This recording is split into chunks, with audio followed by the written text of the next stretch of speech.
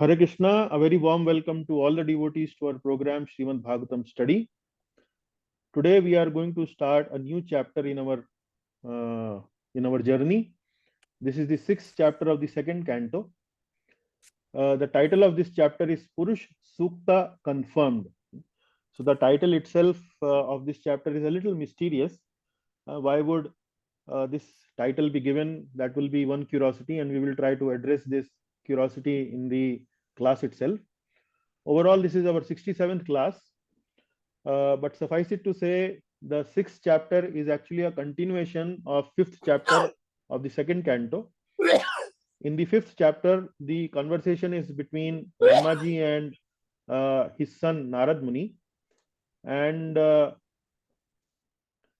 question answer is mainly about creation. How does the creation takes place?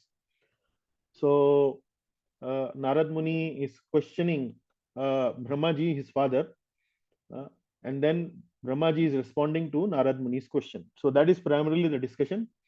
We had an elaborate explanation of all the process of creation and all the process of discussion. We already have a quiz also on this chapter. So I hope the devotees are well versed or at least decently aware of the contents of this chapter, chapter number 5. But the sixth chapter actually is the continuation of chapter number 5 itself. The process of creation now go forward. So far in the process of creation, what has happened? So far in the process of creation, we have seen that the Lord has created the universes. The Lord glanced at the Prakriti. From the glance of at the Prakriti, Pradhan converts into Mahat Tattva. Mahat Tattva converts into Ahankara. Ahankara of three types, Sattva, Rajas, and Tamas. From each of these different types of Ahankaras, different ingredients are coming. And then these universes are kind of not assembled yet. The ingredients are isolated, they are not assembled. Then the Lord decides to enter into it, into these universes, and then inject them with the cohesive energy of the Lord, and then everything comes together like that. So at the moment, what we have is we have a universe, different universes. In each of the universes, the Lord has entered into them. These universes have jivas in them, although the jivas don't have any body, etc., etc. So now these universes will have to be further developed. So, for example, the jiva has to be given body, because if jiva wants to eat, jiva wants to sleep, jiva wants to taste, jiva wants to do any activity, it should have hands. If jiva wants to taste, it should have tongue, like that. So that detailing need to be done. So that detailing, how that detailing is done, actually this chapter is a good portion of this chapter is about that detailing. So we will discuss how that details come from the Lord, from the Garbhodakshay Vishnu itself, that we will discuss. But before we start our discussion in detail, we will do our Mangalacharan. And for Mangalacharan, Rakesh ji, I would like to invite Rakesh Garg ji. Prabhuji, we can do the Mangalacharan. Yes, Hare Krishna, thank Hare you. Krishna. Ji. Om Agyantimirandasya Jnananjanashalakaya Chakshurunmilitam Yena Tasmai Shri Guruve Namah Shri Chaitanya Manobhishtam Sthapitam Yena Bhutale Swam Rupaha Kada Mahyam Dadati Swapadantikam Vandeham Shri Guroho Shri Yutapad Shri Gurun Vaishnavamsha Shri Rupam Sagrajatam Sahagana Raghunathanvitam Tam Sajivam साद्वैतम सावधूतम परिजन सहितम कृष्ण चैतन्य देवम श्री राधा कृष्ण पादान सहगण ललिता श्री विशाखान्वितांश हे कृष्णा करुणा सिंधु दीनबंधो जगत्पते गोपेश गोपिका कांता राधा कांता नमोस्तुते तप्त कांचन गौरांगी श्री राधे वृंदावनेश्वरी ग्रीष्मामुसुते देवी प्रणमामि हरिप्रिये वाञ्छाकल्पतरुभ्यश्च कृपा सिन्धुभ्य एव च पतितानां पावनेभ्यो वैष्णवेभ्यो नमो नमः। जय श्री कृष्ण चैतन्य प्रभु नित्यानंद श्री अद्वैत गदाधर श्रीवासादि गौर भक्त वृंदा हरे कृष्णा कृष्ण कृष्ण हरे हरे हरे राम हरे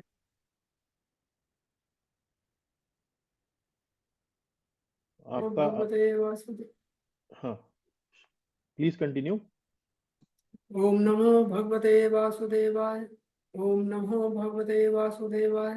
ओम नमो भगवते वासुदेवाय। नारायणं नमस्कृत्य नरं चैव नरोत्तमं देवीं सरस्वतीं व्यासं ततो जयम् उदीरयेत् नष्टप्रायेषु भद्रेषु नित्यं भागवत सेवया भगवत्युत्तम श्लोके भक्तिर्भवति नष्टकी कृष्णाय वासुदेवाय देवकी नंदनाय च नंदगोपकुमाराय गोविंदाय नमो नमः। Thank you. Excellent, Prabhuji. Very nice, very nicely chanted. Thank you very much. Okay, now we would like to do the recap of the previous class. And for doing the recap, the summary has been prepared by our Manish ji, Manish Kulkarni ji. So Manish Prabhu, please, I would Yeah, like to invite you to present the summary of the previous class. yes, Prabhu. So this is Srimad Bhagavatam, class Canto 2, Chapter 5, The Cause of All Causes, verse 32 to 42. Brahma answers, and the topic is Yatha Srishtim, process of creation. Yeah. So we go to verse 32. Yeah. The forms of the body cannot take place as long as created parts are not assembled. So we discussed this, that we need some ingredients to form the creations, and these created parts, namely the elements, senses, mind, and modes of nature, are not assembled at this stage, and this is what is required. Yeah. So verse 33. When all becomes assembled by the force of Supreme, the universe is now getting created. Verse 34, all the universes remain 1,000 of aeons within the ocean, and now the Lord of living beings is entering in each of them to get it fully animated. Mhm. Yeah. So now Mahavishnu is now entering the universes with Virat Rupa. The Virat Rupa we discussed with 1,000 of legs, arms, mouths, and head. So verse 36, yeah. The philosophers image, the philosophers imagine planetary systems in the universe are displays of the different upper and lower limbs of the universal body of the Lord. Verse 37, yeah. The Brahmanas represent the mouth, the Kshatriyas the arms, the Vaishyas the thighs, and the Shudras are born of his legs. So verse number 38 describes about descriptions of Virat Roop. The lower planetary system still the stratum situated in his legs. The middle planet is in the navel, and the higher planets are situated on the chest. Verse 39 represents the Janaloka and Tapaloka, chest to neck, Satyaloka head. Spiritual planets are eternal. So verse number 40 and 40 to 41. There are 7 lower planetary systems out of the total 14. These are Atala, waist, Vitala, thighs, Sutala, knees, Talatala, shanks, Mahatala, ankles, Rasatala, upper feet, and Patala, soles of the feet. Verse number 42. So others may divide the planetary system into 3 divisions, namely the lower planets on the legs, the middle planet on the navel, and the upper planet from the chest to the head. And I think the all flowcharts were nicely available in the slide pack which Prabhuji has shared. So we can always refer and then get the overall idea of these verses. Thank you, Yeah. Prabhu. Thank you, Manish ji. Nicely summarizing of the previous class. So, in short, what we discussed in the previous class was about the Karya Srishti. Karya Srishti means there were two Srishtis. Srishtis means creation. There were two Srishtis that we have discussed in chapter number 5. One is Karan Srishti, and the second one is the Karya Srishti. Karan Srishti is where the ingredients for creation are created, different ingredients. And in Karya Srishti, these ingredients get assembled together. So these ingredients do not get assembled together all by itself. They need somebody to assemble it. And who that somebody is? That somebody is actually the Lord himself. So the Lord, in order to assemble all these ingredients, the Lord's compacting energy, the Lord's compacting energy, because of this cohesive energy, all these ingredients assemble together, and then the universe is formed like that. So first of all, the ingredients came, that is Karana Srishti, and then Lord himself, because of his cohesive energy, these ingredients came together, and the universal shells now have formed. So the universal shells kept on floating in the Karan ocean for some times, for a lot of large period of time, and then slowly and gradually, as these universes were developing, the Lord actually enters into these universes and makes them functional.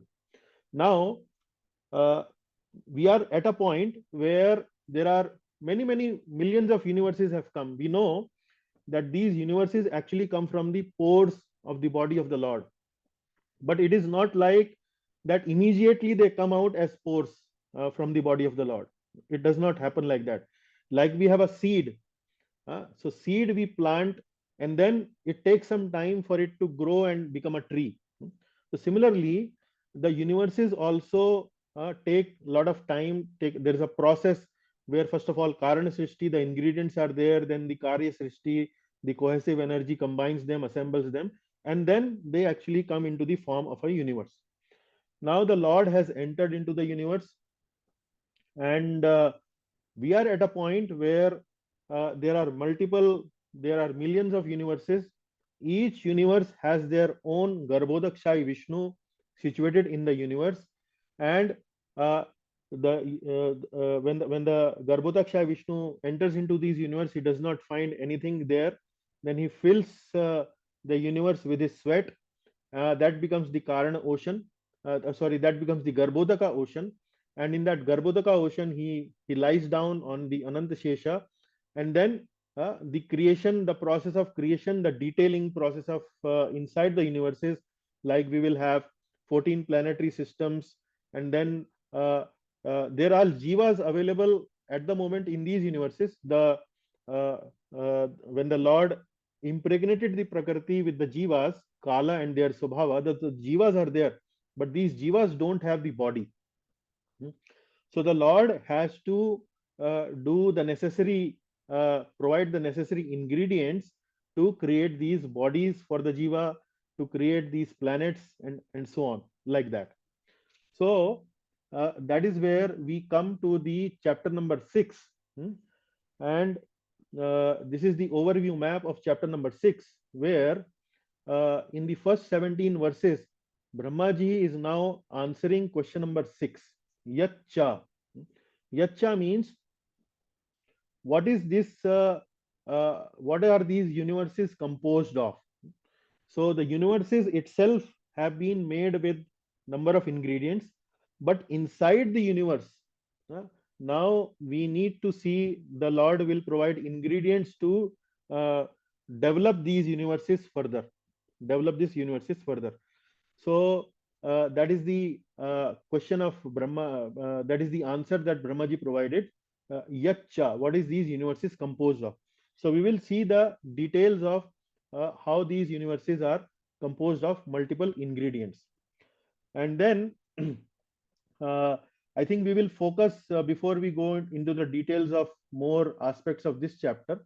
Uh, First of all, we will discuss verse number 1 to 17. Actually, we are not going to discuss verse number 1 to 17 today in completeness, because this is a little detailed and technical subject matter.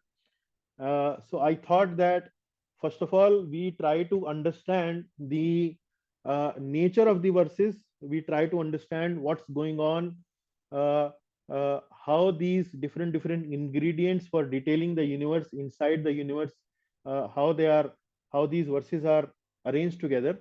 So that requires a little,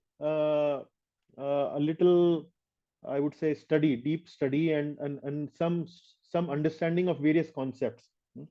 So we will go slowly to understand these concepts so that you understand these verses nicely. So we will start with the questions that were asked by Narad Muni from Brahmaji. So question number 1, 2, 3 were Yad Rupam, Yad Adhishthanam, and Yad Yataha Shrishtam. Yataha Shrishtam. We have already covered these questions in chapter number 5.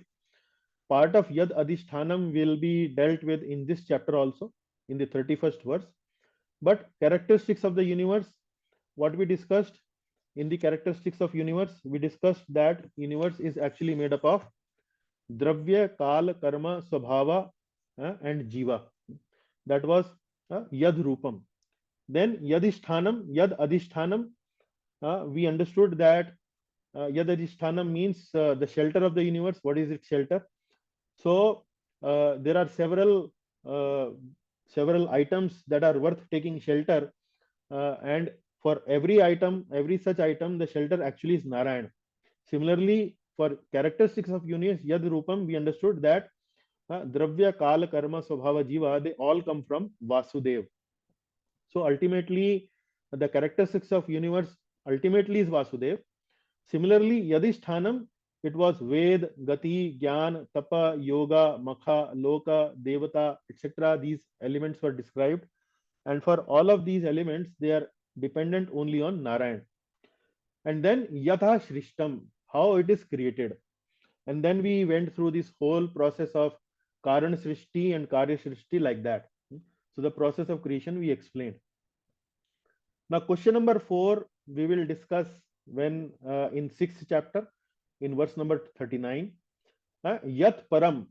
Again, this was discussed partially in the 15th verse of the 5th chapter.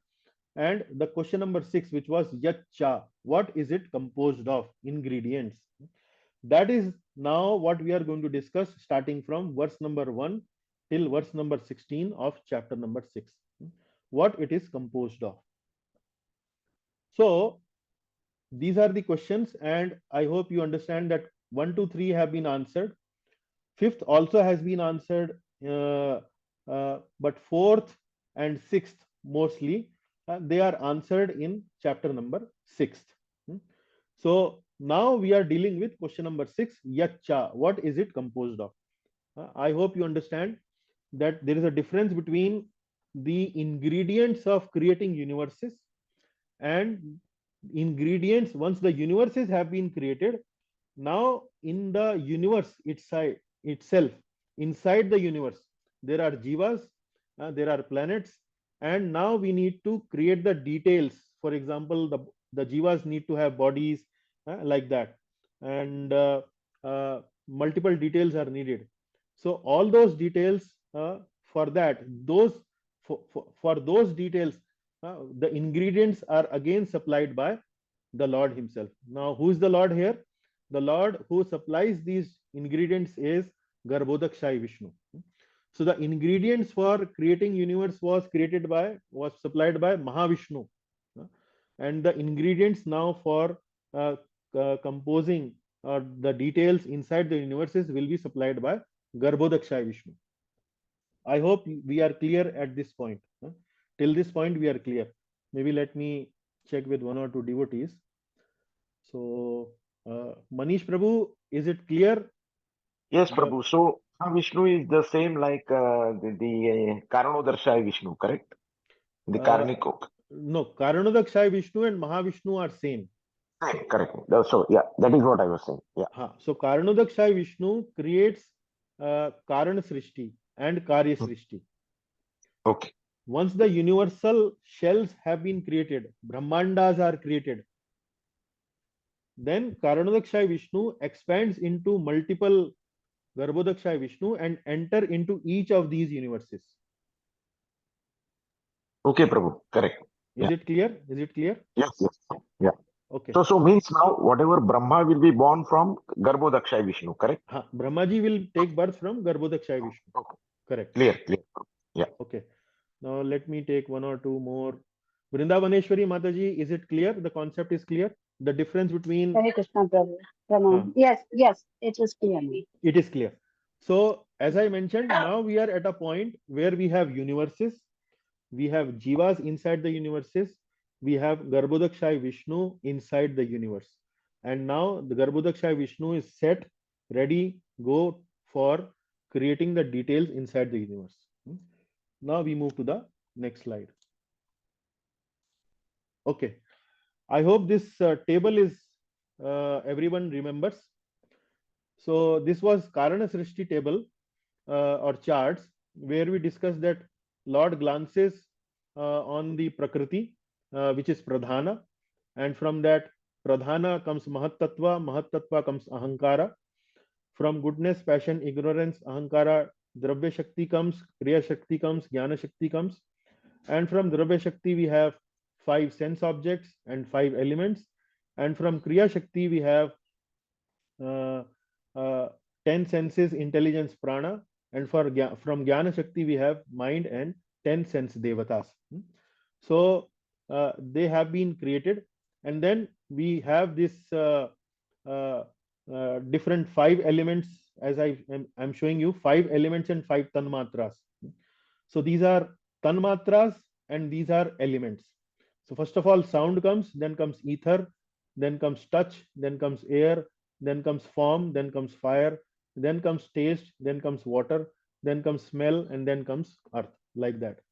And for each of these uh, you would say senses, each of these senses have devatas. So ear has dig devatas, eyes have surya, skin have vayu, nose have ashwani kumars, tongue varuna, hands indra, like that. There are 10 senses, 5 gyan indriyas and 5 karm indriyas. For each of the gyan indriyas there are individual devatas. For each of the 5 karma indriyas there are individual devatas. Okay, I hope we are clear till that point.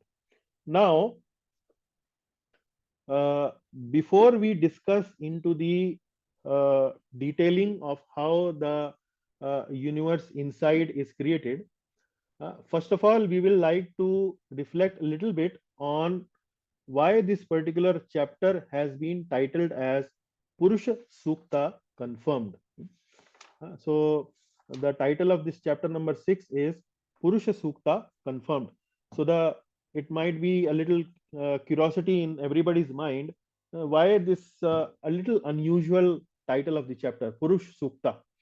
So first of all we will try to understand that, and it's a important point for us to understand. First of all, what is Purush Sukta? Purusha Sukta is a most commonly used Sanskrit Vedic hymn. Sanskrit Vedic hymn. It is very commonly used. Where it is commonly used, uh, first of all, let us try to understand from where does it come. It is there mentioned in the Rig Vedas, and this is the reference given where it is appearing in the Rig Vedas. Actually, it is a very important part of Rig Vedas. It is also found in Yajur Veda. Why this is important? It is important because it is recited in several Vedic rituals and ceremonies. And what are the examples of these Vedic rituals and ceremonies? Like, for example, deity installation, fire ceremonies. Fire ceremonies means like the Homa, or recitation of Sanskrit literature, or meditation. So it is a very important Sanskrit hymn, Vedic hymn. It is coming from Rig Vedas. Rig Veda is supposed to be known as a Shruti Shastra. So that is where these Purushukta prayers are coming.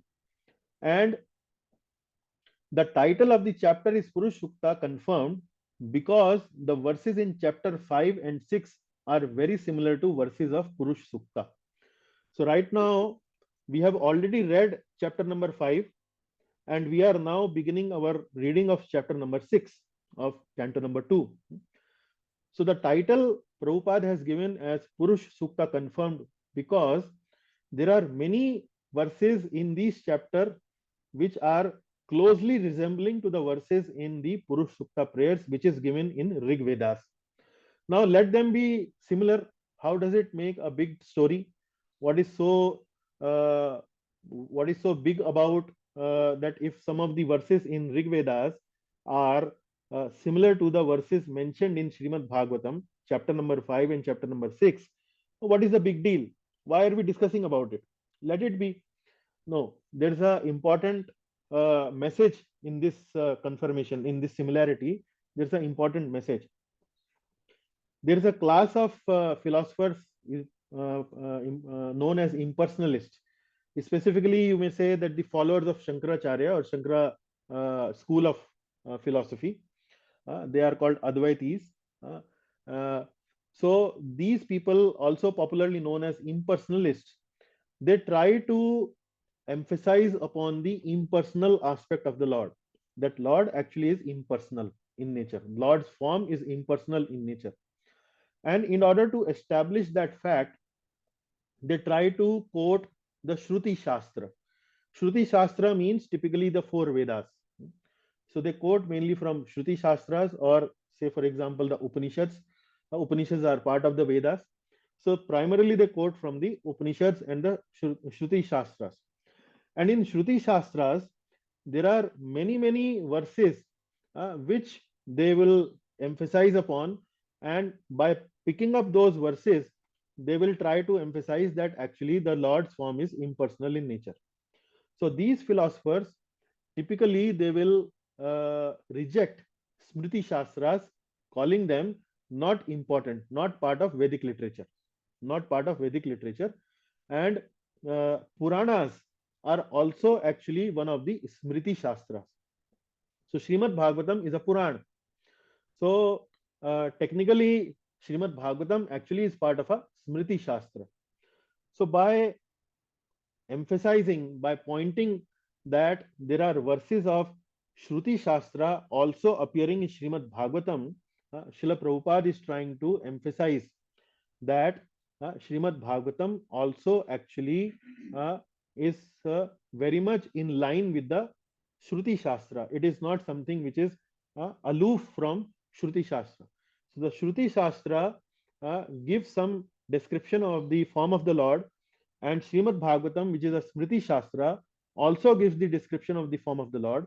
And large part of the Smriti Shastra describe the Lord as a personal form, as a person, like we will read in Srimad Bhagavatam in the chapters to come. So the point that Srila Prabhupada is trying to make is that Srimad Bhagavatam is also very much part of the Vedic literature. So Bhagavatam confirms that Purusha mentioned in Purusha Sukta is Garbhodakshai Vishnu. Okay. Now this is another important point. In the Vedas, when we read Purusha Sukta prayers, it is not clear who this Purusha is. Who this Purusha is. So you will see in many temples in India, be it a Vishnu temple, Narayan temple, or Shiva temple, at the time of deity installation, they will sing Purusha Sukta prayers. So is this Purusha Lord Shiva? Is this Purusha Lord Narayan? Is this Purusha Lord Vishnu? Who is this Purusha? Who is this Purusha? It is not clear when you read the Vedic Shastra, the Rig Vedas. There it is not clear. And if you recall, we did this course on Ishopanishad, and many of the Ishopanishad verses, when we were reading, it was not very clear that who is this person, or these verses talking about whom. It was quite mysterious. The language used in the Upanishad was quite, I would say, mysterious. It was quite puzzling. It was not very clear. Like, for example, there is a verse that the Lord is very far, the Lord is very near, and the Lord runs, but the Lord stays also. The Lord is there also, the Lord is here also. Like that, there are multiple verses which kind of talks about the Lord in a very mysterious term, not a very definitive term. So that is the kind of a language used in the Shruti Shastras. And it is not very clear when you read Purush Sukta prayers from Vedas, who this Purusha is. But in Srimad Bhagavatam, when we read this chapter number 5, it was very clear who this Purusha is. This Purusha we discussed in our classes, that this Purusha is actually Garbhodakshai Vishnu. Garbhodakshai Vishnu. So Bhagavatam confirms that the Purusha mentioned in Purush Sukta is Garbhodakshai Vishnu, like that. So what does it prove? This proves authenticity of Bhagavatam, which is popularly known to be as a Smriti Shastra, as it collates with the references from Shruti texts. Collate means what? Collate means collecting information from different places and compiling it at one place and explaining it to prove something or to explain something. That is called collating. So Bhagavatam, Brahmaji has picked up this kind of information while explaining to Narad Muni. The verses that he's using to explain to Narad Muni have been picked up from Rig Veda. So it kind of proves the authenticity of Bhagavatam, that it is also very much Vedic in nature. So mainly uh, the philosophers of Shankara school, the philosophers from Advaita school, which have become very popular to a good degree, they have become very popular, and they try to emphasize that the form of the Lord is impersonal. So when they try to do like that, they pick up only those typical references from the Shruti Shastra, which gives that kind of information. But they kind of selectively ignore the Smriti Shastras, where there are a lot of stories, there are a lot of discussions about the personal form of the Lord, as to be lower in nature or maybe less important in nature, like that. So by doing this, Srila Prabhupada is trying to prove the authenticity of Srimad Bhagavatam, that it is also in confirmation with the Shruti texts. So Srila Vishwanath Chakravarti Thakur has titled chapter number 6 as second description of the universal form, Vibhutis of the Lord. Vibhutis of the Lord. Now, if you remember the 11th chapter of Bhagavad Gita, that is the Vibhuti Yoga, or the universal form of the Lord.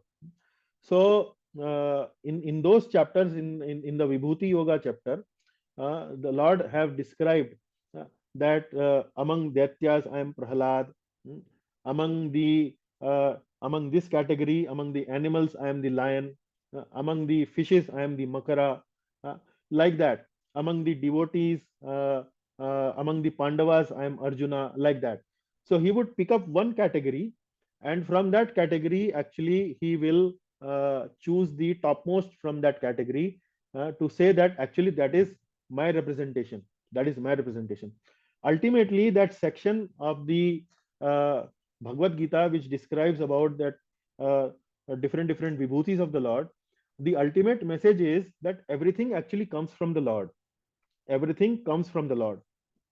So, second description of universal form. This universal form is the Virat Roop. The second description of universal form, which means vibhutis of the Lord. Now, from this Virat Roop, we will find that different elements will come, and these elements actually will be used to further provide the elements for uh, uh, uh, creating the individual universes. Like for example, as I mentioned, Jiva is there, but the Jiva is not there with the body. So Jiva needs a lot of things to function. It needs smell, it needs sight, it needs hearing capability, it needs ears, it needs nose, it needs eyes, it needs so many things. So from where does it come? Ultimately, it comes from the Supreme Lord himself. Now, how does it go? So the Supreme Lord is Garbhodakshai Vishnu, and the Jiva is there. So in between the Jiva and the Supreme Lord, there is Virat Rupa. There is Virat Rupa. So the Virat Roop has, like we discussed, that the Virat Roop's head or the face comes different things. Like from Virat Roop's face comes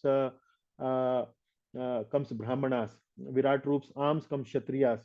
Virat Roop's thighs comes Vaishyas, Virat Roop's legs comes the Shudras, like that. So the Lord gives the potency to the Virat Roop, and from the Virat Roop, the potency is given to the Jiva, like that. So, second description of the universal form, which is the Vibhutis of the Lord. So, like that, it is there. So, before I move to the next slide, let me check with the devotees. Is it clear till this point?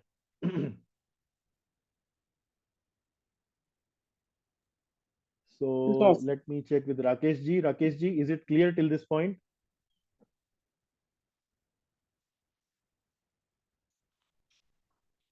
Or maybe I may ask Jaimala Mataji, is it clear till this point? Is there any confusion?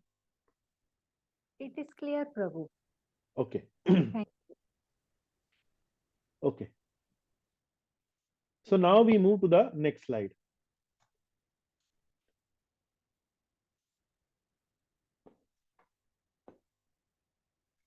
Okay, now in this slide, I have given a sample. This sample is what we are trying to do in this slide is, on the left hand side you will see Purush Sukta prayer. So there are several prayers. I think these prayers are, how many paragraphs are there? Let me check here. It is given in detail in Subodhini, page number 209 and 210. So in page number 209 and 210, I see in the Purush Sukta prayers, there are, I think, 13 passages, 13 stanzas. So in order to explain my point, what I just discussed in the previous slide, there are two Purush Sukta prayers, two Purush Sukta stanzas I have taken here. I have given the meaning of these Purush Sukta prayers. Then from Srimad Bhagavatam, these two prayers are actually, one is from the chapter number 5 and the second one is from the chapter number 6. So, and then the meaning for these Bhagavatam prayers are given. Now, in order to appreciate that what is mentioned in Srimad Bhagavatam is very closely given or matches with the Purush Sukta prayer given in the Rig Veda, I have given this, prepared this slide. So let us read the Purush Sukta prayer. Sahasra Shirsha Purushaha Sahasra Akshaha Sahasrapat Sa Bhumim Vishwato Vritva Atyat Atyatishthad Dashangulam Atyatishthad Dashangulam. And then we read Srimad Bhagavatam. Sa eva purushastasmad andam nirbhidya nirgataha sahasrov sahasrorva angri bhavakshaha sahasranana shirshavan sahasranana shirshavan. Now what is this? You see there is color coding going on. This is part is green and this bottom part of Bhagavatam prayer is also green. Now let us first of all read the meaning of this Purush Sukta prayer. Sahasra Sirsa Purusha Sahasra Aksha Sahasrapat. The Purusha has 1,000 heads, eyes, and feet. He envelops the world from all sides and extends beyond in the 10 directions. Sa Bhumim Vishwato Vritva Atya Atyatishtad Dashangulam. He envelops the world from all sides and extends beyond in the 10 directions. Now, first of all, let us concentrate on the green part. The Purusha has 1,000 heads, eyes, and feet. And here also in Srimad Bhagavatam, Sahasra Orva Angri Bahava Akshaha Sahasra Anana Shirshavan. There he resides with 1,000 legs, feet, arms, eyes, faces, and heads. So the green part here and the green part here actually matches. Then the red part says he envelops the world from all sides and extends beyond in the 10 directions. So here the red part in the Bhagavatam says the Purusha pierced the universe and went outside. So which is kind of saying that this Purusha entered inside and went outside. Went outside means actually he's also present outside also. in the form of Mahavishnu. So he envelops the world from all sides and extends beyond in the 10 directions. So envelops the world from all sides means he's actually present everywhere, like that. So the indication what is there in this Purusha Sukta prayer in the red here is also seen here in the Bhagavatam verse which comes in chapter number 6. Tenedam avritam vishwam vitastim adhish adhitishtati vitastim adhitishtati. So what it says is, all these are only the Lord. Whatever existed in the past, whatever exists in the present, and whatever will exist in future is covered by the Lord. Tenedam avratam vishwam is covered by the Lord. Avratam vishwam is covered by the Lord. Vitastim adhitishtati. Vitastim adhitishtati. All these are only the Lord, like that. So, and then the blue part you see here, Sarvam Purusha Evedam Bhutam Bhavyam Bhavachayat. Purusha Evedagma Sarvam. So here you see the line also actually resembles quite a lot. Yad Bhutam Yadcha Bhavyam. So the Purusha is indeed all creation in essence, that which existed in the past and that which will exist in the future. Like that. All these are only the Lord. Whatever existed in the past, whatever exists in present, and whatever will exist in future. So I have given you only a sample here. I have taken Purusha Sukta prayer, 2 verses. I have taken 2 verses from Srimad Bhagavatam. This first one comes from chapter number 5, verse number 35. The second one comes from chapter number 6, verse number 16.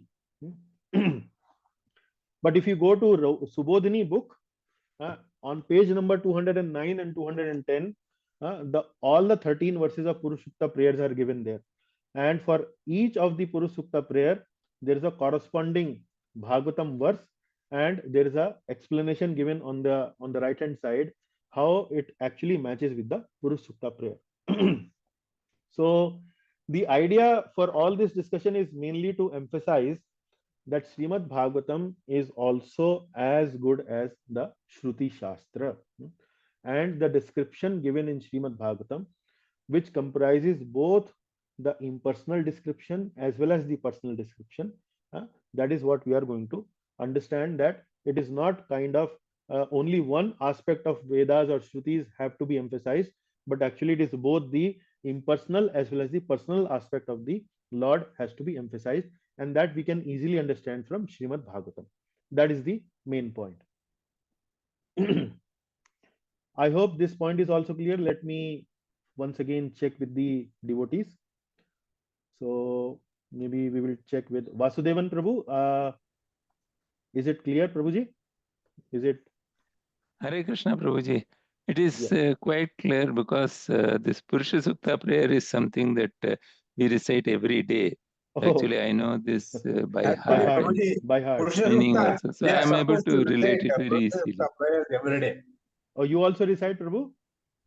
I also, I mean, not every day, but only thing is Purusha Sukta, they are supposed to do it. Maybe some important days we do that.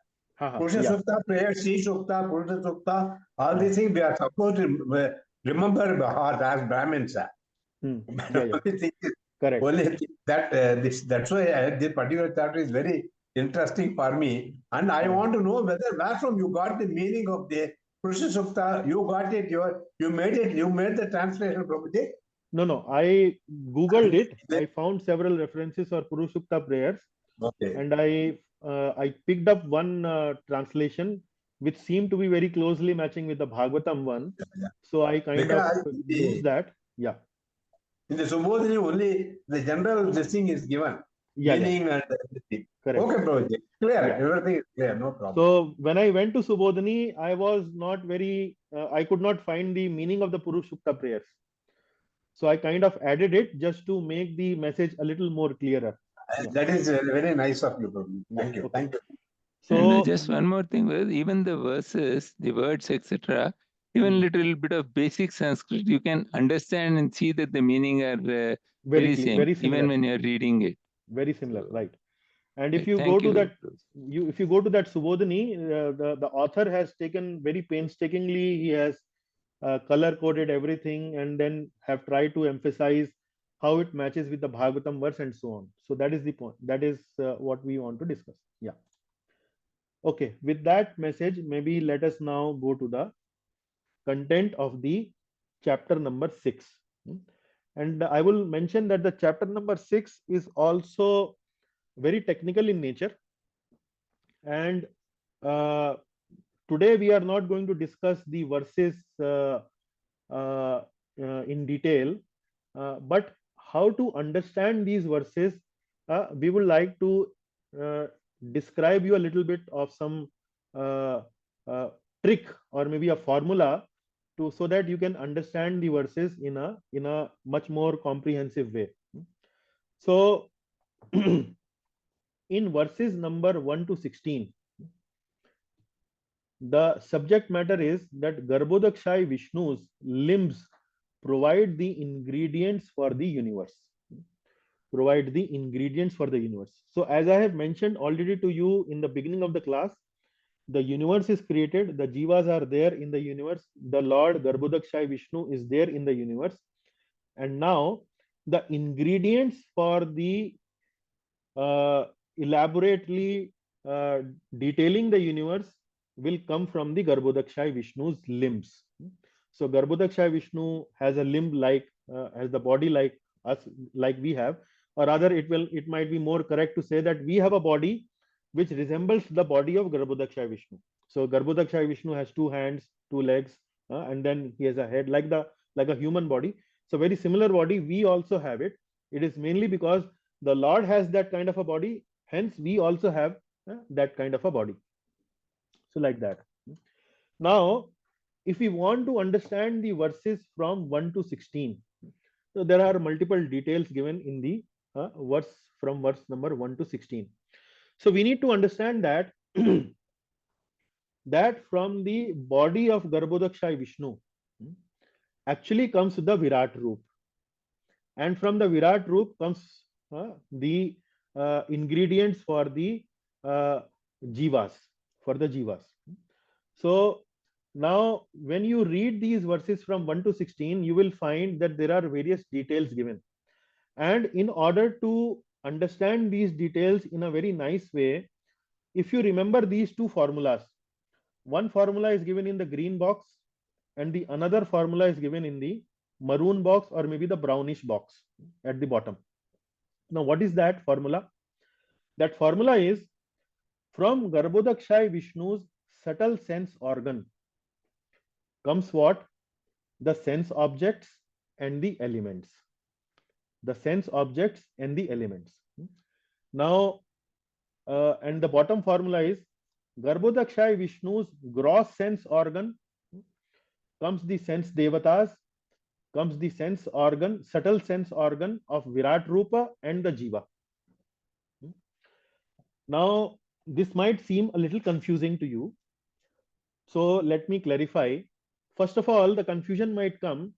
What do you mean by subtle sense organ and what do you mean by gross sense organ? So first of all, we should understand the difference between subtle sense organ and gross sense organ. Now we know sense organs. How many sense organs we have? Can anybody explain it to me? Can anybody give me the examples of sense organs?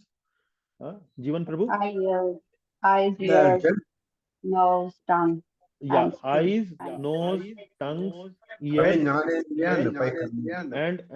and skin. We also have like 5 karmendriyas also: hands, legs, genitals, and so on. Vani, like that. So we have 5 jnanendriyas and we have 5 karmendriyas. Okay. But one point we need to understand here is, like for example, we have eyes. Now, eyes is a gross sense organ. Like we see here, we have eyes, we have nose, we have ears, we have skin, and then we have tongue. So these are gross sense organs. So along with the gross sense organ, we also have a subtle sense organ. Subtle sense organ means what? Now we have a gross eye, but we also have a subtle eye. Subtle eye, you can call it that the power to see, power to see. Now, I will give you an example. Now we have many people who are blind. So in blind people also we see that they have eyes, but they cannot see. So we need eyes, we need these gross eyes, but together with eyes, we also need to have power to see. Like for blind people, they cannot see, but they have eyes. They have eyes, like will have eyeballs, they will have all these hardware that you can see in a human body. So subtle sense organ, you can call it, it is something like power for that sense organ. So Garbhodakshaya Vishnu has both. He has both gross sense organ and he also has subtle sense organ. Actually, we have eyes, we have power to see. So we have eyes means we have a gross eye, we have a gross sense organ. We have power to see, which means we also have a subtle sense organ, which is called it subtle eye. Subtle eye. So from where it is coming? Actually, it is coming from the Virat Roop, and from Virat Roop, where it is coming? From Virat Roop, it is coming from Garbhodakshaya Vishnu. So Garbhodakshaya Vishnu gives it to Virat Roop, and from Virat Roop, it is actually coming from coming to the Jivas, like that. So subtle sense organ and gross sense organ. I hope this point is clear. Let me check. So Manish Prabhu, is this point clear? No, Prabhu. No. You said Virat Roop is required for the gross eye and Garbhodakshaya Vishnu is required for the subtle eye. Well, first of all, you tell me, is subtle sense organ and gross sense organ, is it clear? That is clear. Yeah. That is clear. So these subtle sense organ from the gross sense organ of the Garbhodakshaya Vishnu, the subtle sense organ of Virat Roop and the Jiva comes. Okay. That comes from the Virat Roop. The Jiva gets it from the Virat Roop. Is it clear? Yes. Okay. Now what I'm writing here is, okay, let us first of all once again do this. Garbhodakshaya Vishnu, subtle sense organ. What does it give? This gives sense objects. What are the sense objects? Roop, Sparsh, Gandh. Touch. Rupa, so Shabda, Roop, Sparsha, Sparsh, Gandh. Rupa, Rasa and Gandha. Shabda means sound, Sparsha means touch, Rupa means form, Rasa means taste, and Gandha means smell.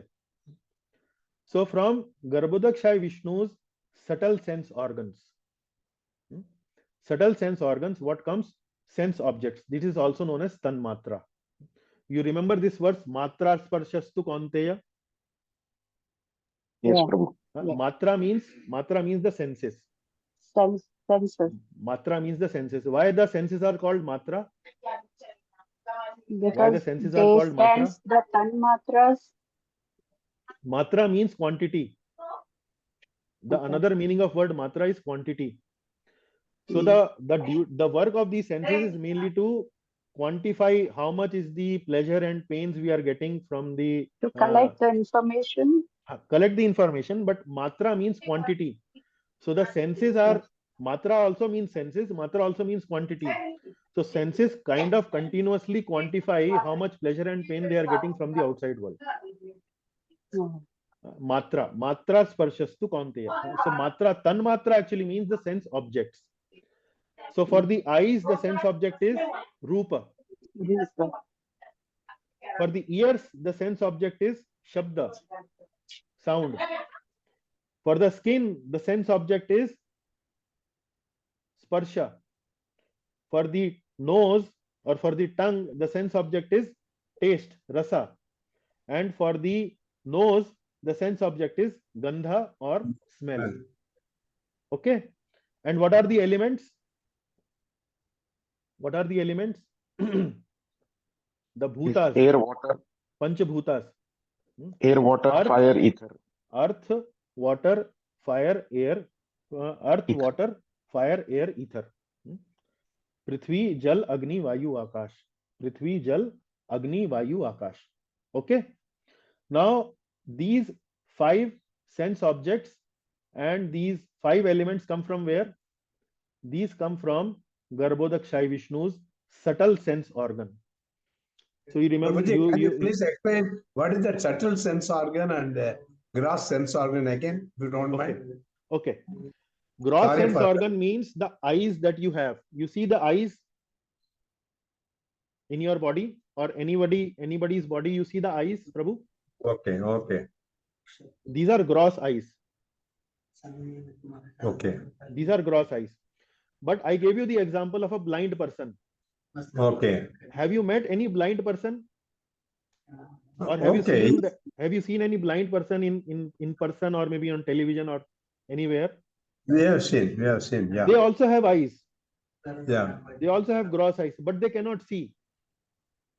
okay, They cannot see. So beyond gross eyes, we also have subtle eyes. okay, Subtle eyes means the power to see, the capability okay, to see. okay. I was reading one of these books. If you allow me to elaborate a little bit, Yeah. I was reading one of these books called Near-Death Experiences. Oh, So in these near-death experiences, this book, there is a chapter called Near-Death Experiences of Blind People. oh. So have you ever heard about the phenomena called near-death experience? Yes, Prabhu. Manish ji recently shared a post with me in which these near-death experience was given for some person. So in near-death experience, what happens is that the subtle body comes out, or the jiva together with the subtle body leaves the body for the time being, for some time, and Okay, in that state of and in that state they experience the world around them. They are okay, able to see themselves. They see themselves from a body. Like for example, in a hospital there is an accident and the body is okay, bring to the hospital, and this person who is lying on the stretcher, the doctors are working on this body, they are operating the body. Suddenly there is a near death experience. Near death experience means what?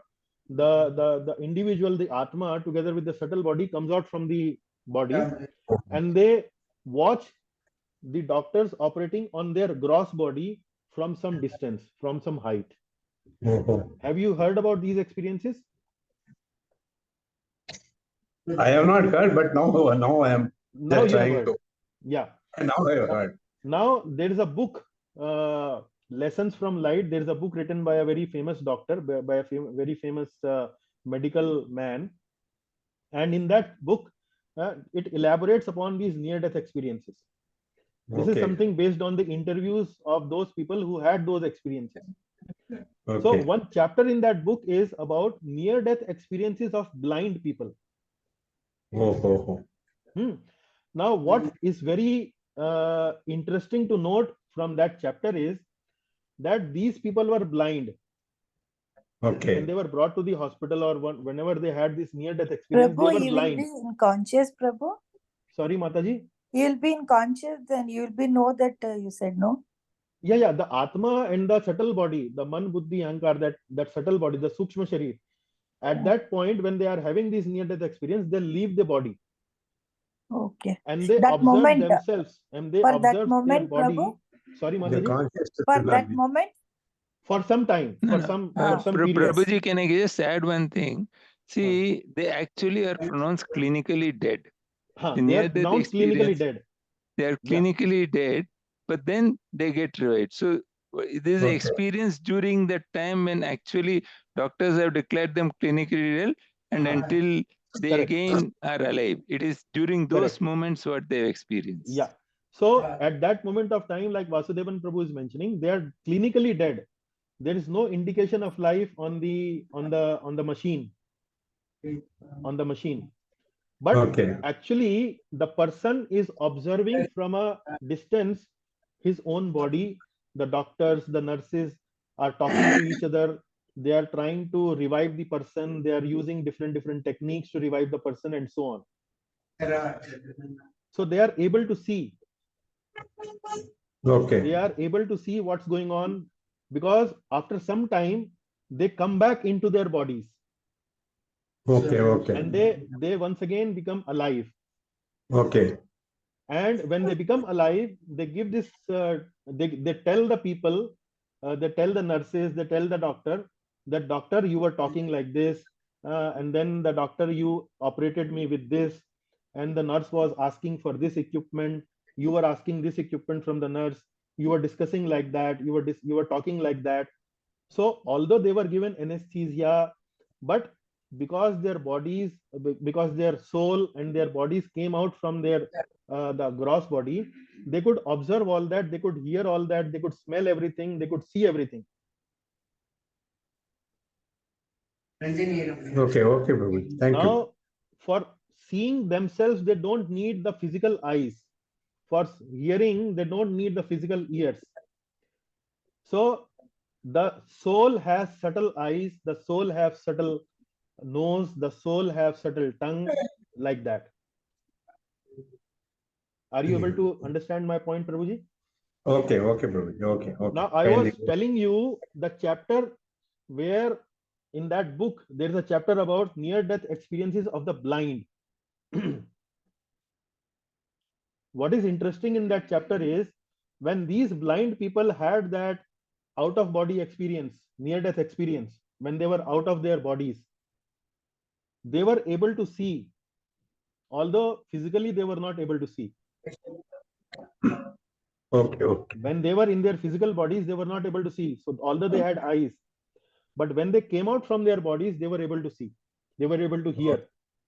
Okay. Okay. Okay. And for some people, it is mentioned that for some people whose eyesight was not very good, but when they came out of their bodies, they could see very clearly, because what became deteriorated was their physical eye, not their capability to see. Okay. So now you understand the difference between subtle sense organ and the gross sense organ. Are you able Yes, to Prabhu. understand the difference? Yes, Prabhuji. Prabhuji. Hmm. Prabhuji, so we also learned in Bhagavad Gita about the subtle body and the gross body, correct? Our earlier sessions. So Yeah. there also we also discussed about the subtle body. Whenever a man dies, the gross body lies there, but the subtle body is carried away from one soul to another, correct? Subtle body together with the soul. Soul. But there also there was a component called mind, intelligence, ego. So here also That is subtle that, body. okay, so that already is included in the subtle body, correct? No. Subtle body is mind, intelligence, and false ego. False The ego, subtle correct. sense organ is in the Atma itself, is in the soul itself. Okay. For human, Okay. for jivas. Okay. For jivas. But because from where it is coming, in the jivas, from where it is coming, actually it is coming from the Lord himself. So the Lord also has subtle sense organ, and the Lord also has gross sense organ. Although the body of the Lord is spiritual, but there is a lot of detail in the Lord's body. The Lord body also has a nose like this, or eyes like this, but inside the form of the Lord, there is also a subtle sense organ of seeing, of tasting, of smelling, of hearing, of touching, all that. Is it clear, Prabhuji? Yes, clear, Prabhu. So Garbhodakshai Vishnu has subtle sense organ, and from these subtle sense organ comes from the sense objects and the elements. Okay, this formula is clear. The green formula is clear, Prabhu. Yes. Now the brown formula. Garbhodakshai Vishnu has gross sense These organ. are only formulas only. These are formulas. These are formulas to understand the verse number 1 to 16. Okay. Or I would say a good part of verse number 1 to 16, because verse number 1 to 16 will describe you many things. So how do you understand all these things? You will understand that I will give you an example. I will explain you with the example also. So from Garbhodakshai Vishnu's gross sense organ comes to the sense devatas. And also comes the subtle sense organ of Virat Roop and the Jiva.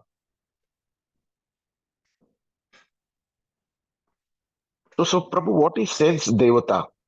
What Sense does that devata mean? is, I will explain. Sense Devata means there's a presiding deity of all the senses. Let me take you to the previous slide.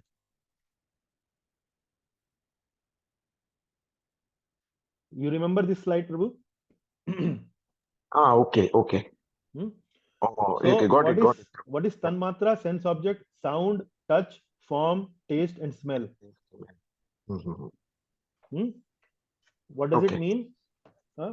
Shabda, Sparsha, Sparsha, Rupa, Gandha, Rasa, and Gandha. Rasa, Gandha. Okay.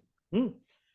For each Okay. of these sense objects, there is a sense. There is a sense Yeah. organ. Okay. So ear is for sound, skin is for touch, eyes are for form, nose is for smell, and tongue is for Tongue is for taste. taste. Mhm. Okay. Now each of these senses can only work under the direction of the particular devata. Okay. Under the direction of a particular devata. So unless Clear. and until, say for example, I have raised my hand like this. So unless and until the devata for hands, which is Indra, Hmm. sanctions this movement, approve this movement, I cannot lift my hand. Okay. If I am able to see, it is only because Surya Dev is allowing Hmm. me to see. See. Yeah. Okay. If I am able to hear, it is only because the Dig Devas are allowing me to hear. Okay. Is it clear, Yes, Prabhu? got it, Prabhu. Yes, very clear. Okay. Now, what happens is when we are given these senses, we are given these subtle senses, then for the jivas, in order to function, it has to be sanctioned by the devata. In the case of the Lord, it is not like that. In the case of the Lord, he is fully independent. He's Swarat. He is independent. He can see without the sanction of the devata. He can hear without the sanction of the devata. For the jivas, the sanction of the devatas is needed. So sense devatas are there.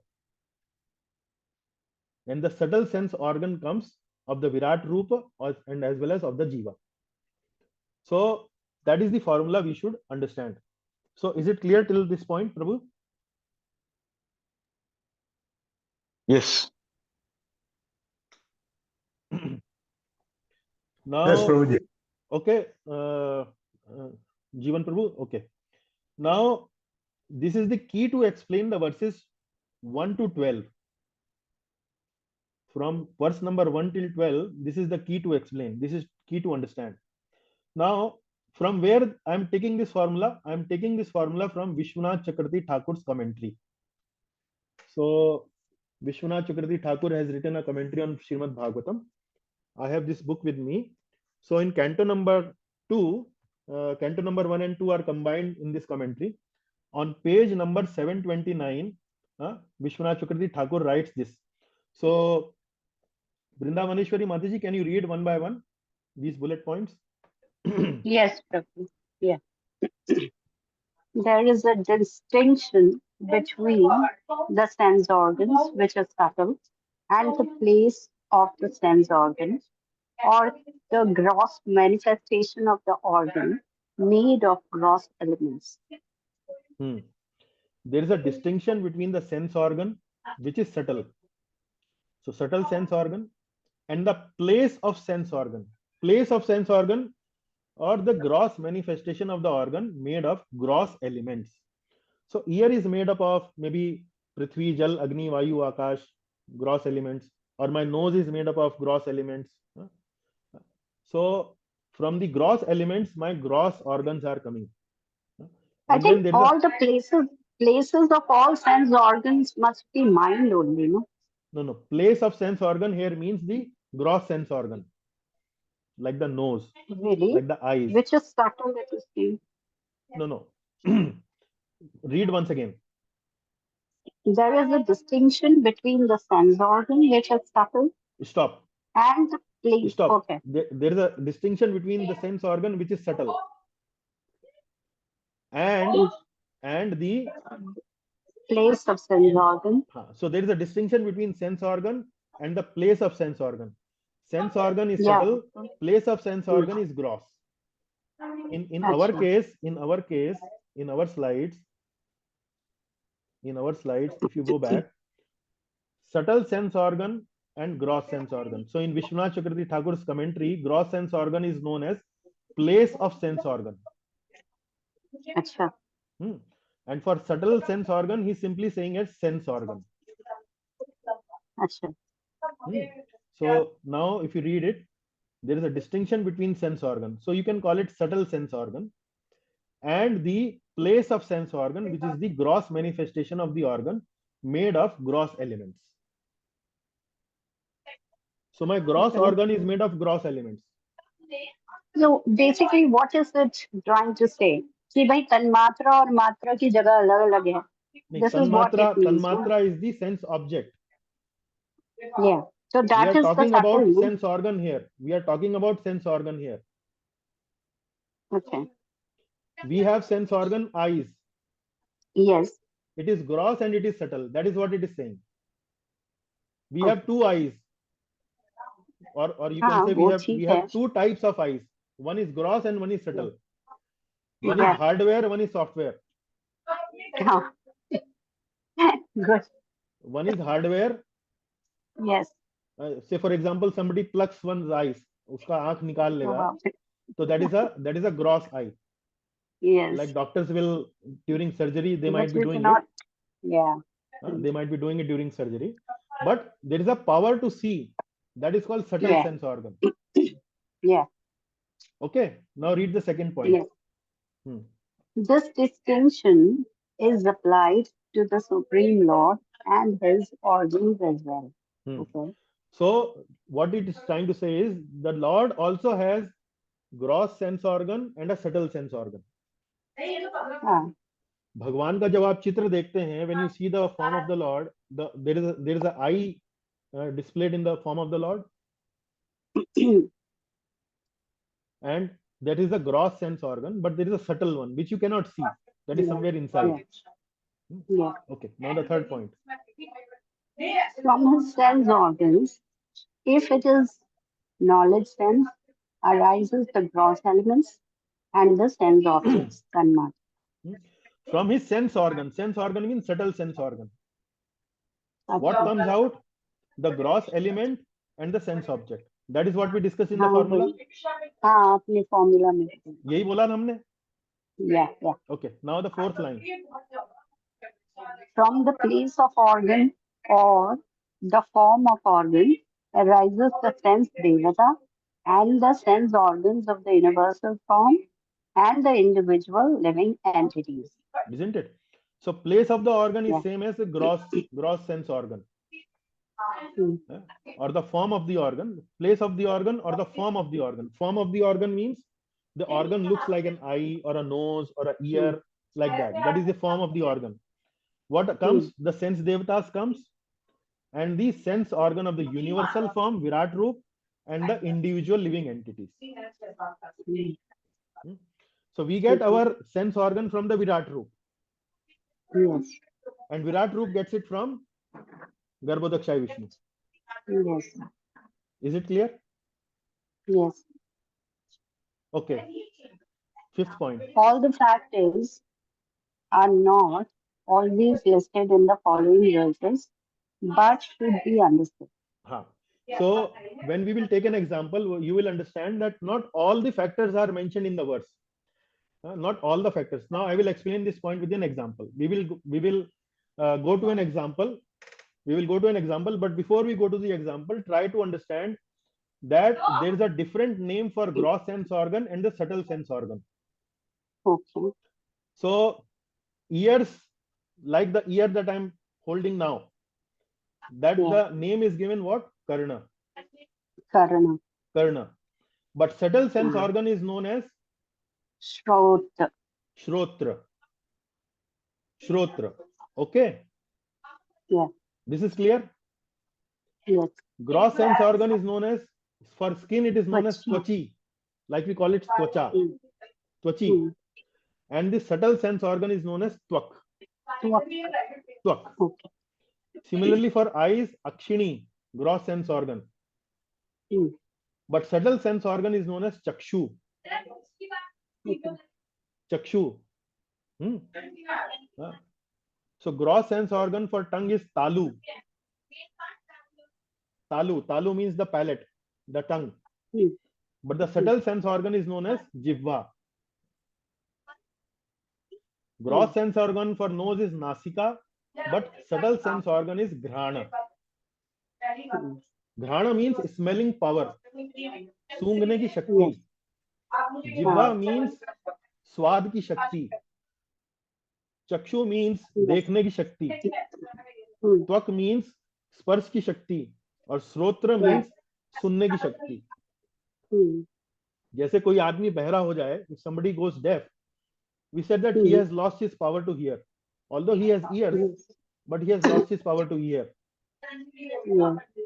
So that power to hear is known as shrotra. Power to touch is known as twak. Power to see is known as chakshu. Power to taste is known as jivva. Or power to smell is known as ghrana. This is clear?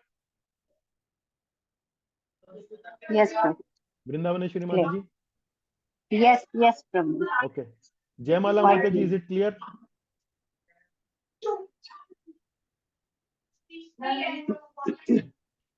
Mangala Mataji, is it clear?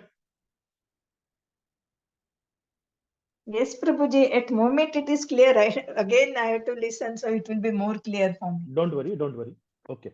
Now we come to the example. So why I'm showing you the example? I'm showing you example for this part. All factors are not always listed in the following verses, but should be understood. So I will explain it to you. Now this is the verse number 3 from chapter number 6. Rupanam tejasam chakshur diva suryasya chakshini karnau disham cha tirthanam shrotram akasha shabdayo shrotram akasha shabdayo. Now can you read, Mataji? Vrindavaneshwari Yes. Mataji, can you read? Yes. From the Lord's seeing organs, chakshu, arose form and fire. Wait till now. From the Lord's seeing organ arose form and fire. Rupanam tejasam chakshur. Okay. Chakshu. Now chakshu is a gross organ or a subtle organ? Subtle. Subtle organ. So from subtle organ comes what? From Garbhodakshaya Vishnu, subtle organ comes what? Yeah. The tanmatra and the element. Let us go back.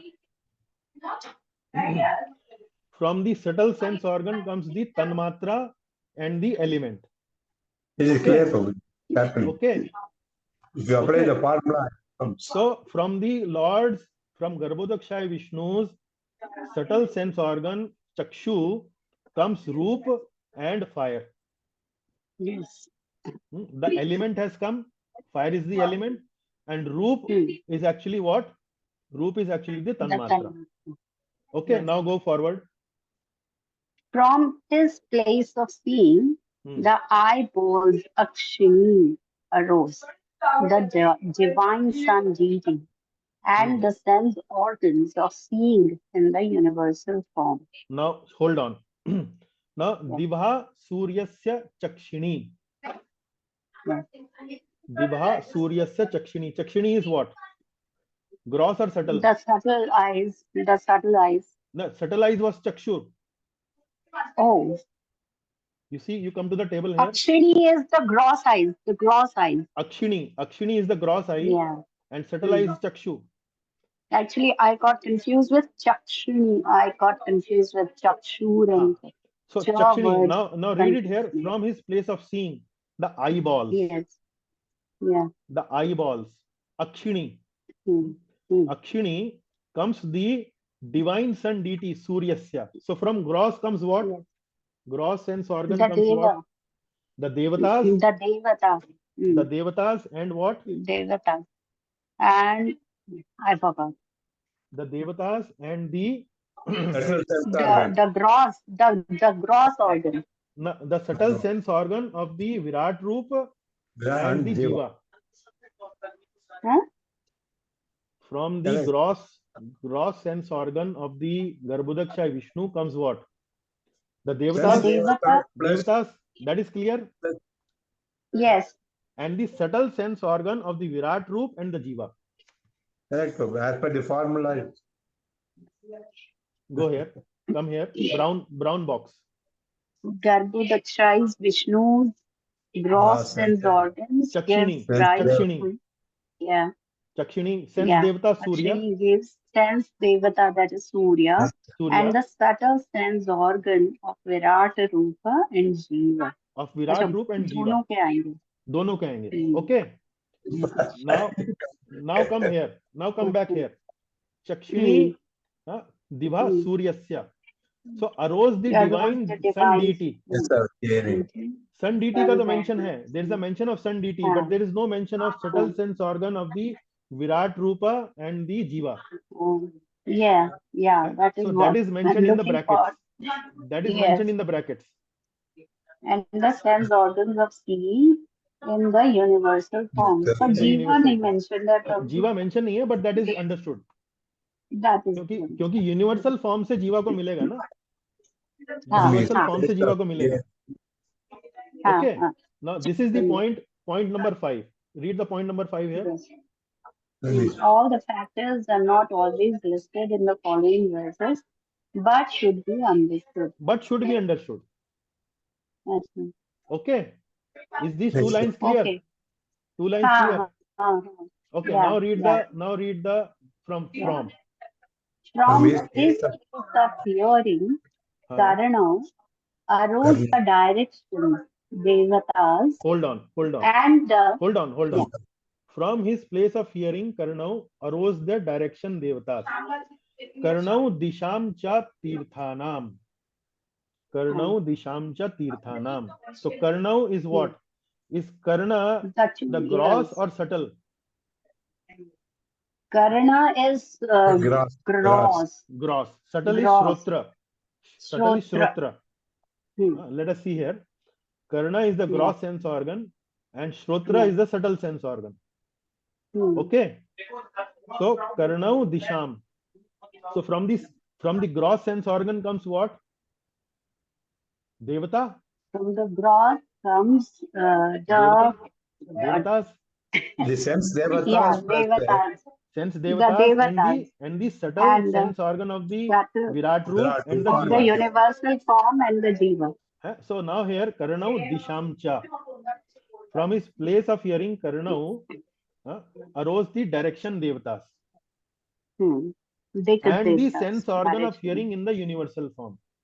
Yes. Okay, it is mentioned in the brackets. Shrotram. Now Karnau ho gaya Shrotram. Shrotram means what? The subtle hearing sense. The subtle ear. The subtle ear, right? The subtle sense organ of hearing. Akash Shabdayo. Element and the this is very clear. The element and arose the Akash and the sound. And the Tanmatra. Is it clear, Mataji? Yes. Yes. Okay. Prabhuji, the tabular statement what you have made, I think it is from Krishna Chakravarti's this thing or you have made. Sorry? The tabular statement what you have made for that Karno and this tabular statement. Yes, this table is very wonderful. Is it this is from Krishna Chakravarti's this thing or it is that in the Subodhini? This is Gaurang Darshan Prabhu Subodhini. Oh. The same topic will be repeated in chapter number 10 of canto number 2. So if you go to Subodhini chapter number 10, you will find this table. You will find this table on this on page number. I can tell you the page number also. 188. If you go to page number 188 of Subodhini, you will get this table. I have taken that part of the table only. I have taken a part of the table, not the whole table. Because I wanted to explain the concept, not the whole thing. It is there, Prabhuji. Right? Now, in the chapter number 10, we will understand that why the Lord do all this, because he desire. So there is an extra element added in this table, which is the Lord's desire, which we will study in the chapter number 10. Not for this, not this chapter number 6, but this portion, this much, is applicable to chapter number 6 also. So you have gross sense organ Karna, subtle sense organ Shrotra, comes the Dig Devatas, and the sense object is sound and ether. Like that you can, Okay. like that you will have all these things. So I think, may I ask you a question? Yeah, yeah. Is that why we say that Jiva comes into being because he desires? Because all these things, all the matras and matras are coming into being because there is a desire behind. No, no, the Jiva has a desire certainly to act separately from the Lord, that is for sure. But Okay. the Lord has a desire to hear. Yeah. That is why that desire is also there in us.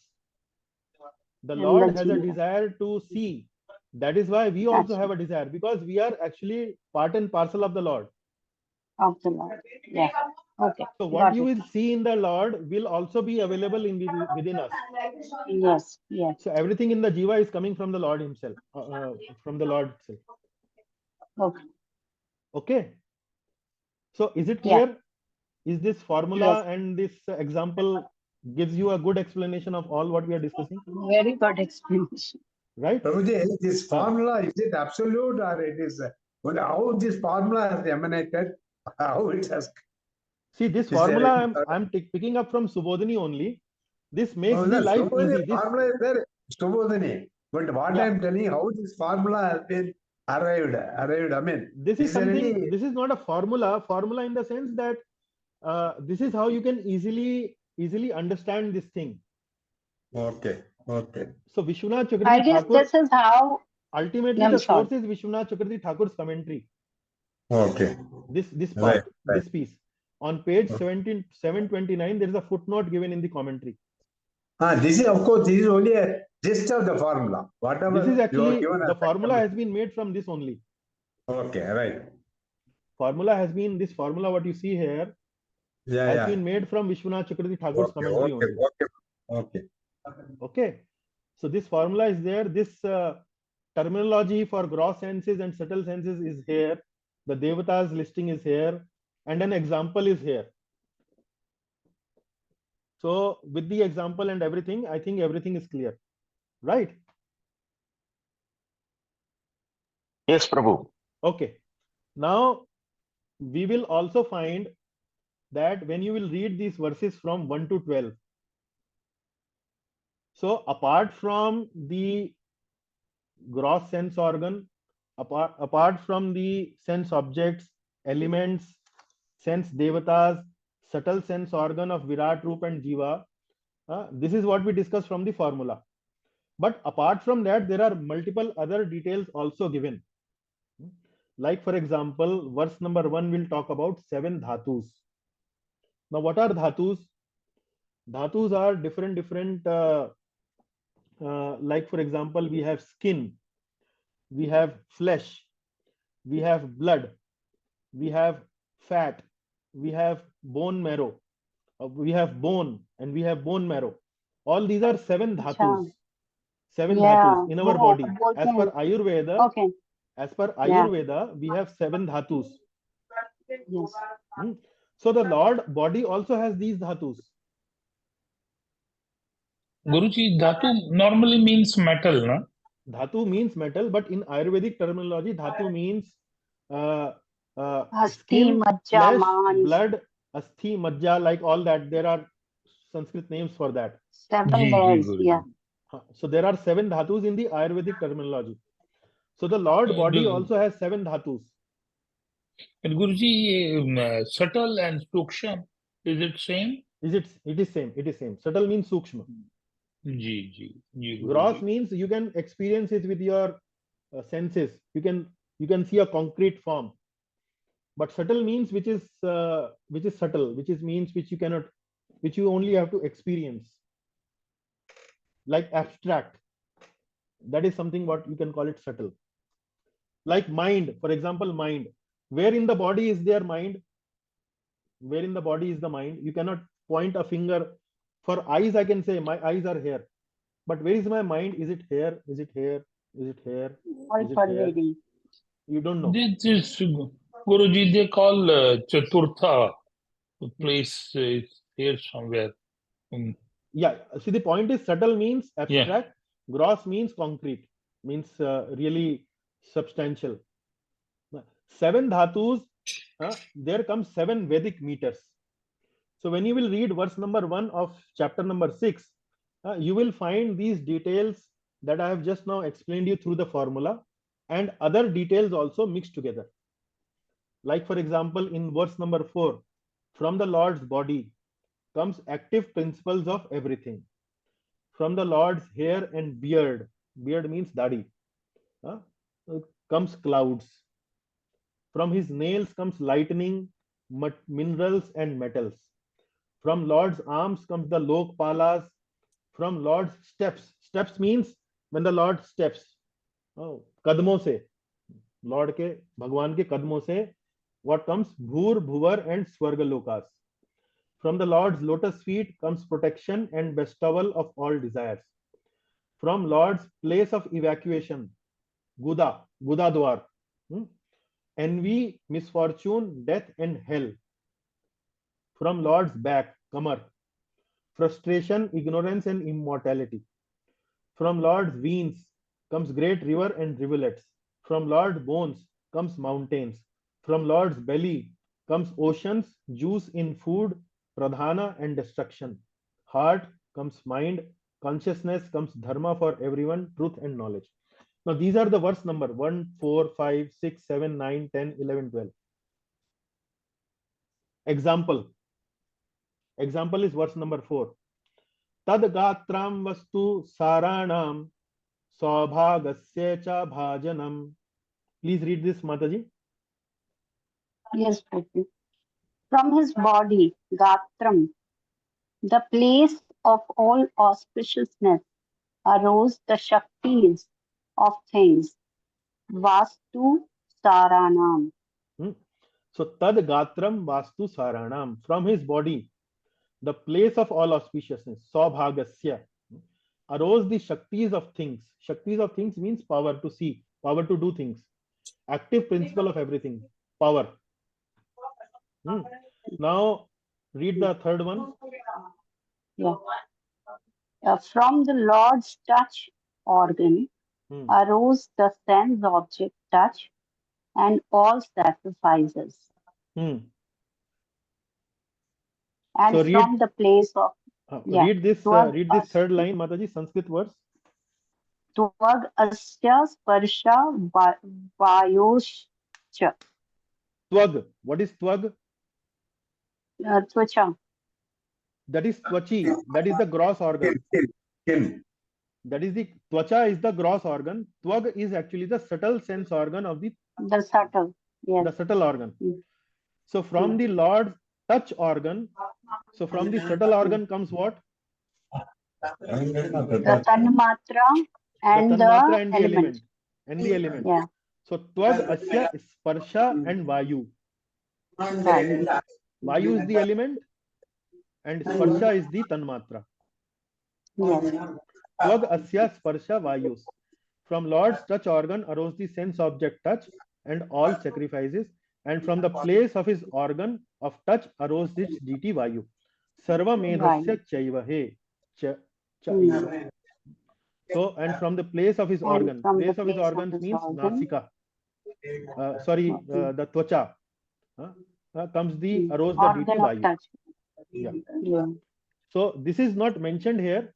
From the place of his organ of touch arose the deity Vayu. That is not mentioned here, but need to be understood. Okay, so that is for the time being. We will discuss these verses a little more in detail one by one, but this grounding was needed to explain you those verses.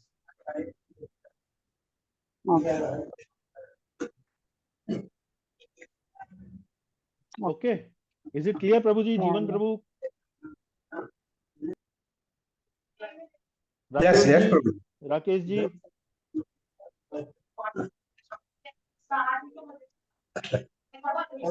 Vasudevan Prabhu. Okay, maybe I think Vasudevan Prabhu left. But I hope it is clear. Maybe we will do a quick revision next class, which probably will be now on. I think we will not have class now for next 2 Sundays, 27th and 3rd. We will have now our next class on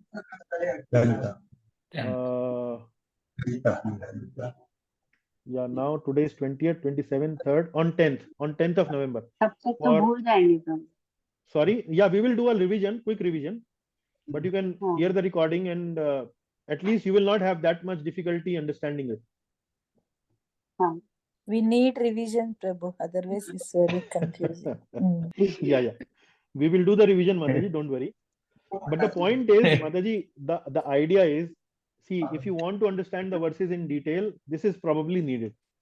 But the idea is, everything is coming from Garbhodakshaya Vishnu. We have eyes, it is coming from Garbhodakshaya Vishnu. Or we may say that it is actually coming from Garbhodakshaya Vishnu through the Virat Roop. So we have eyes, we have power to see, we have the sense devatas. All is what everything is needed. Unless the sense devatas are there, unless Surya is there, we cannot see.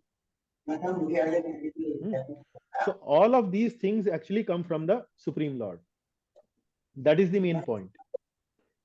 The formula and all that is actually for those people who really want to understand the verses in good detail. But the crux of the story is everything is coming from Garbhodakshaya Vishnu. Now Garbhodakshaya Vishnu has entered into the universes. He now wants, the jivas are already there, the souls are already there, the jivatma is already there. Now the jivatma needs a gross eye, the jivatma needs a subtle eye, the jivatma needs and for that eye and the subtle eye to work, there has to be a sense devata. So all of this is actually coming from the Supreme Lord. That is the main message. If that is clear, the detail is somebody, if he would like to go into the detail, he can understand. If doesn't want to go into the detail, at least this much the person need to understand.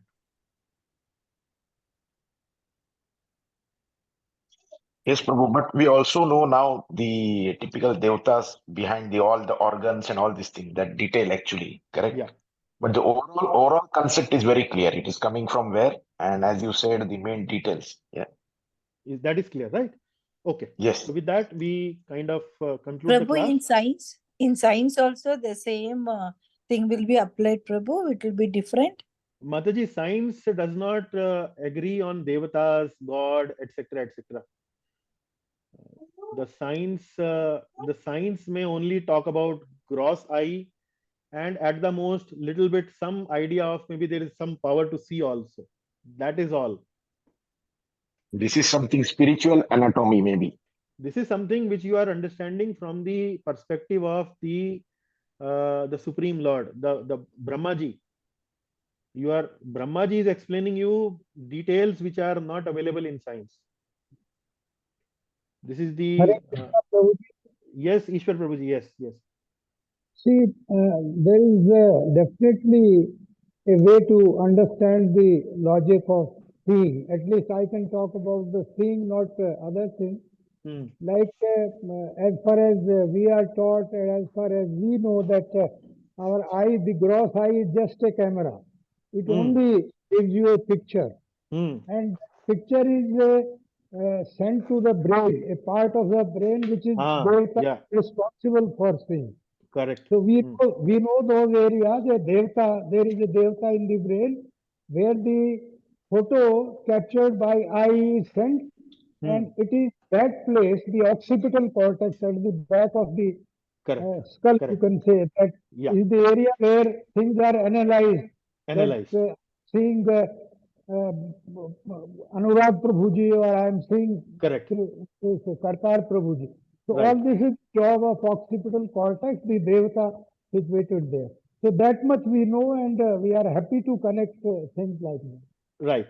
So the Bhagavatam is actually telling you that beyond that power also there is a Devata also, and all this actually the source of all these faculties or resources is this Garbhodakshay Vishnu or Virat Roop. From Virat Roop is getting it from Garbhodakshay Vishnu. Hare Krishna. Yeah, Hare Krishna. Guruji, that's why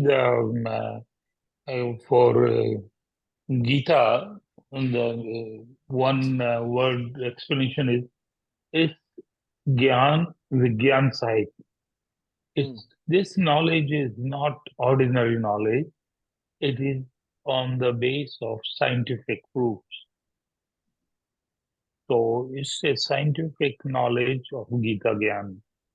Yeah, So this this is Gyan, scientific, but scientific does not mean modern science. Modern science and spirituality may have some overlaps, but not necessarily that everything that is we study, because modern science largely talks about gross matter. They may have little idea about some subtle things, but not in great detail. And spiritual, forget about it. Ji Guruji. But that's not today said. It said when Gita came into existence. So that time there was nothing like modern. So that was of that yuga. Yeah, but So mainly many scientists don't accept all these literature. They call it kind of say mythology. They call it yeah, mythology. because they Modern scientific people call Bhagavatam, Bhagavad Gita as mythology. They don't because call they it are as using scientific. their man buddhi. They are using Yeah, their but there are many mind. scientists who would say, I'm also from the science background. Ji. Maybe Ishwarji also Yeah, from science background. You are also from yeah, a yeah. science background. So Ji, in a sense, we are also kind of scientists. We accept these things, but largely the society outside, uh, uh, most of the scientific world at the moment is atheistic or maybe agnostic. They don't have faith in all these things. They don't kind of accept all these things. Uh, but we, when we study these books like Bhagavatam, etc., we understand that there is a lot of logic, there is a lot of structure, there is a lot of connection in all the knowledge that is given here. Mostly Guruji. So what we are learning here is from Brahmaji. Ji Brahmaji. Guruji. Medical Ji, Guruji. people or medicine people will say that I don't know who is Brahma. Can you show me Brahma? No, we cannot show him Brahma. Non-spiritual will say that, Yeah. but a spiritual person like Dr. Ishwar, Dr. Vidya, including your dad and me, so we can correlate. It's really one of the guru I had in '89.